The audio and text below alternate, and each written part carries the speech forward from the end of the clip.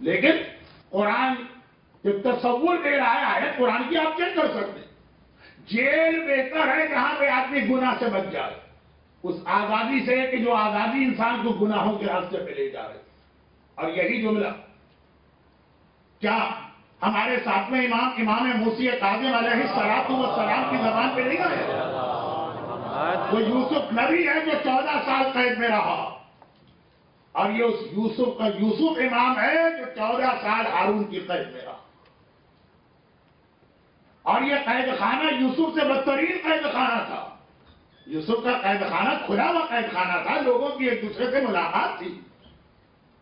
ساتویں امام جس قید خانے میں تھے وہ کتنا سخت تھا، انڈر گراؤنڈ، اور آج کل کی یہ ٹیکنالوجی والا انڈر گراؤنڈ نہیں، آپ کو ہاتھ سجائی لگے، اتنا اندھیرا، نہ سورج کی روشنی پہنچے نہ ہوا پہنچے، تازہ ہوا، اتنا سخت ترین قید خانہ کہ جب امام وہاں 14 سال رہے، اور بعض اوقات کوئی آدمی امام کو وزٹ کرنا چاہتا، میں ٹائم کی وجہ سے ساری ڈیٹیل کو شارٹ کر رہا ہوں، ڈیلیٹ کر رہا ہوں، جب وہ وزٹ کرنا چاہتا ہے امام کو تو اسے امام نظر نہیں آتے، لگتا ہے زمین پہ ایک سفید کپڑا جو ہے وہ رکھا ہوا۔ کوئی انسان کتنا کمزور ہو جائے، ضعف بدنی ورقت جلدی ودقت عظمی، یہ دعائے کمیل میں جملے آئے، کتنا کمزور اور ویک ہو جائے کہ اس کا جسم نہ لگے، کپڑا نظر آئے، خالی ایک کپڑا زمین پہ بچھا۔ میرا ساتواں اس امام اس حالت میں ہے، دیوار اتنی قریب کہ آدمی رات کو سوئے تو ٹانگیں نہیں پھیلا سکتا، چھت اتنی نیچی کہ کھڑا ہونا چاہے تو سیدھا کھڑا نہیں ہو سکتا۔ بعض تکلیفیں سنتے ہی آدمی جو ہے سمجھ لیتا ہے کتنی بڑی تکلیف ہے، کوڑے مارے کسی، اور بعض تکلیف ایسی ہے جب تک کہ آپ پہ نہیں گزرے گی آپ سوچ بھی نہیں سکتے۔ گردن نیچی کر کے کھڑا ہو جانا کیا تکلیف،